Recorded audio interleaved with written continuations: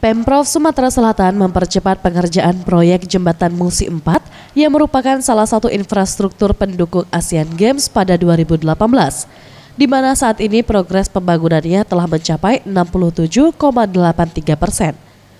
Pejabat pembuat komitmen Jembatan Musi 4, Suwarno, menjelaskan, total pengerjaan jembatan saat ini telah mencapai 67,83%. Dengan pengerjaan jembatan di seberang ilir sudah mencapai 90%. Sementara bagian jembatan di bagian ulu dalam tahap pengecoran. Saat ini fokus pembangunan berada di bangunan tengah dan ditargetkan pada bulan Juli 2018 keseluruhan jembatan sudah selesai dikerjakan.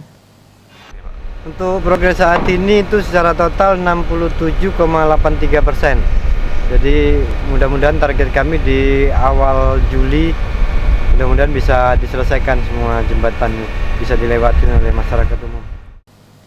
Usai penyelesaian pengerjaan Jembatan Musi 4 nanti, pihaknya masih membutuhkan lahan minimal 2,6 hektar di wilayah Seberang Ulu untuk akses jalan ke jembatan. Dan sejauh ini pihaknya bersama pihak terkait telah melakukan sosialisasi ke masyarakat terkait akan adanya ganti rugi lahan yang terkena. Diharapkan sebelum pelaksanaan Asian Games 2018 dapat selesai semua. Anugerah Sandi Pratama, Sriwijaya TV.